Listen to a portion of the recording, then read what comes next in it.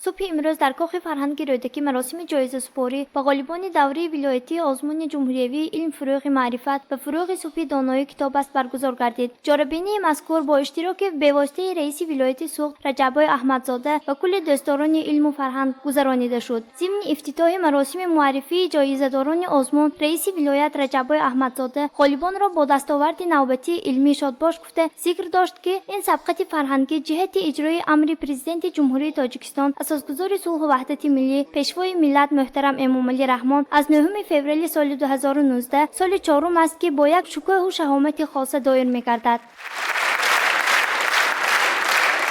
اطلاع داده شد که در دوره ولایتی آزمون جمهوری علم فروغ معرفت 776 نفر خوانندگان مؤسسه‌های تعلیمی، دانشجویان دانشگاه‌های عالی، آموزگاران و کارمندان کسب و کار گوناگون از 18 شهر و نواحی ولایت سوخت اشتراک نموده از آنها 75 نفر غالب و راحت به دوره جمهوری صاحب شدند. همزمان در این دوره تعداد داوطلبان دوره ولایتی آزمون جمهوری فروغ صبح دانایی کتاب است 825 نفر تشکیل داده از آنها 91 نفر غالب و امکان قوا آزمایی در دوره جمهوری را پیدا کردند. دانشجوی بخش دومی فیلیال دانشگاه تکنولوژی تاجیکستان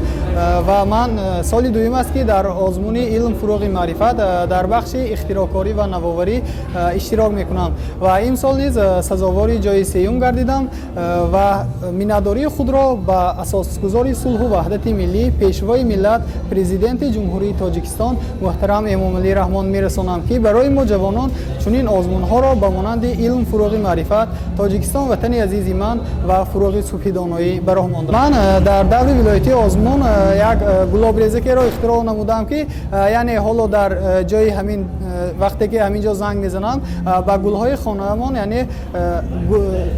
با گلهایش آب میدهد. باید قید کرد که بهر هوسمندگردانی غالبان طبق قرار رئیس ولایت سوخت برای جای اول 5000 سومانی، جای دوم 3000 سومانی و جای سوم 2000 سومانی جایزه پولی مقرر شده است. همچنین هر آموزگاران غالب آزمون از حساب خوانندگان مؤسسه‌های تعلیمی با سپاسنامه رئیس ولایت سوخت و مکافات پولی به اندازه 2000 سومانی قدردانی کرده میشوند. خاطرستان باید کرد که آزمون جمهوری علم فروغ معرفت با اقدام و سرپرستی به واسطه اساسگزار صلح و وحدت ملی پیشوای ملت پرزیدنت جمهوری تاجیکستان محترم امامعلی رحمان برگزار می‌گردد. آزمون مذکور جهت عملی سازی 20 ساله آموزش و رشد فن‌های طبیعت شناسی دقیق و ریاضی در ساحه علم و معارف راه اندازی گردیده است.